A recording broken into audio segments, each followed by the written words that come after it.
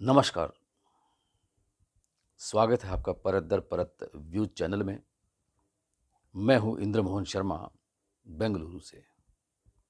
लेकिन सिरसा में अब मानसून ने दस्तक दे दी है। दस्तक ही नहीं बल्कि तूफानी झमाझम बारिश के साथ अपनी दस्तक दी है। मौसम खुशगवार हो गया है, गर्मी से लोगों को राहत मिलने लगी है। चलिए अब बात करते हैं आज के विश्लेषण के मुद्दे की। आज का मुद्दा है हरियाणा में लालों के लाल बीजेपी में। हरियाणा की राजनीति जो है वो अक्सर लालों के इर्द गिर्द ही घूमती रही है ज्यादातर। और वे लाल जो मशहूर रहे हैं अपने अपने मुख्यमंत्रित्व काल में, वे हैं चौधरी बंसीलाल, चौधरी देवीलाल, चौधरी भजनलाल। और अब इन लालों की सूची में एक चौथे लाल और शामिल हो चुके हैं, वो हैं मनोहर लाल। हालांकि उनको शामिल हुए करीब 10 साल हो चुके हैं, जब वो हरियाणा के पहली बार मुख्यमंत्री बने थे 2014 में। लेकिन अब वो हरियाणा के मुख्यमंत्री नहीं बल्कि केंद्र में बिजली मंत्री, ऊर्जा मंत्री बन चुके हैं। और अचरज की बात तो ये भी है कि जिन 3 लालों का जिक्र हम कर रहे हैं, उन लालों के लाल भी अब बीजेपी शरणम गच्छामि होते जा रहे हैं। और ये भी कमाल का कमाल, यानी कि मनोहर लाल का कमाल है कि उनके नेतृत्व में जो पुराने 3 लाल हैं, उनके लाल जो है उनकी तरफ आकर्षित हो रहे हैं, उनके गुणगान कर रहे हैं। आपको बता दें कि सबसे लंबा मुख्यमंत्रित्व काल हरियाणा में चौधरी भजनलाल का रहा, जो कि 10 साल 11 महीने के लगभग रहा। और फिर चौधरी देवीलाल, और फिर चौधरी बंसीलाल।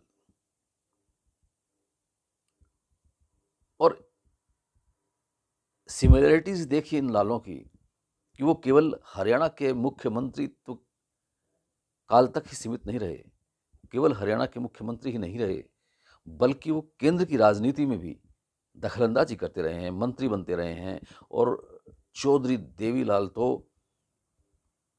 उप प्रधानमंत्री भी बन चुके थे। लेकिन अब इन 3 लालों के, जो वो अब नहीं है इस दुनिया में, चौधरी भजनलाल, चौधरी देवीलाल, चौधरी बंसीलाल, उनके जो लाल हैं वो अब बीजेपी की ओर आकर्षित होते जा रहे हैं, बीजेपी में शामिल हैं, बीजेपी के साथ सरकार बनाते रहे हैं। हालांकि चौधरी भजनलाल, चौधरी देवीलाल, चौधरी बंसीलाल भी बीजेपी के साथ गठबंधन में काम कर चुके हैं, सरकार बना चुके हैं। लेकिन उनके अनुभव बहुत ज़्यादा सुखांत नहीं रहे, कड़वे रहे हैं। लेकिन अब उनके जो लाल हैं वो बीजेपी की ओर आकर्षित हो रहे हैं। और बीजेपी में भी खास तौर से मनोहर लाल खट्टर की तरफ।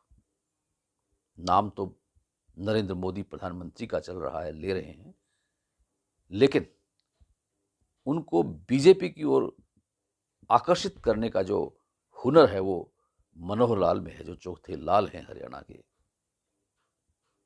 अभी आपने देखा कि चौधरी बंसीलाल के पुत्र स्वर्गीय सुरेंद्र सिंह की पत्नी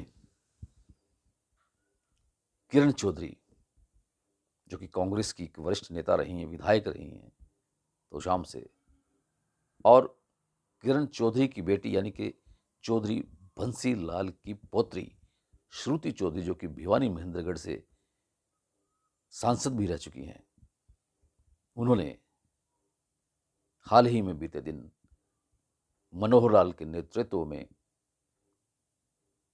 बीजेपी में शामिल होने का ऐलान किया और वो हो भी गई। उधर जिक्र करें अगर चौधरी देवीलाल का, तो उनके जो बेटे रणजीत सिंह चौटाला हैं, वो भी पहले कांग्रेस में थे। हालांकि उसके बाद वो एक बार बीजेपी में भी गए और उसके बाद फिर दोबारा कांग्रेस में आ गए, लेकिन 2019 में उनको कांग्रेस ने टिकट नहीं दी, तो वो रानिया विधानसभा सीट से निर्दलीय प्रत्याशी के रूप में चुनाव लड़े।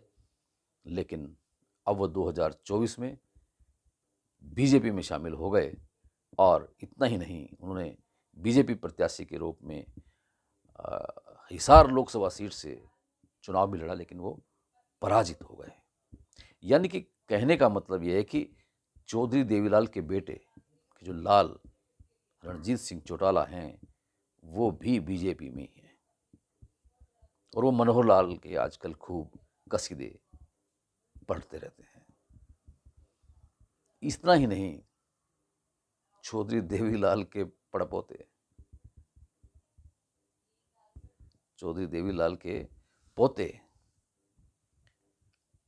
दुष्यंत चौटाला भी चौधरी देवीलाल के बेटे अजय चौटाला, पुत्र अजय चौटाला भी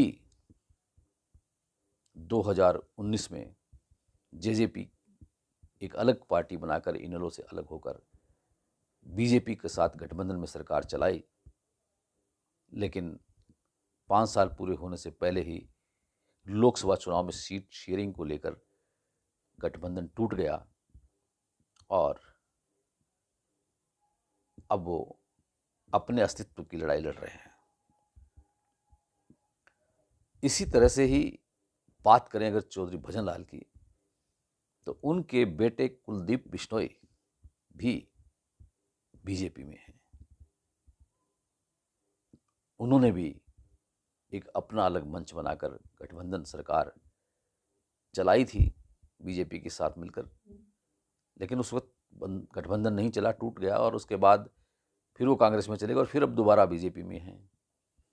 उन्होंने अपने बेटे भव्य बिश्नोई को भी बीजेपी का विधायक बना दिया। तो कुल मिलाकर के कहा जा सकता है कि इन सभी 4 लालों में इस वक्त चौथे लाल जो है मनोहर लाल, उनका कमाल दिख रहा है कि किस तरह से वो दूसरे दलों के नेताओं को बीजेपी में शामिल करने में कलापूर्ण है। लेकिन फिलहाल ये इसे लिटमस का टेस्ट बताते हैं।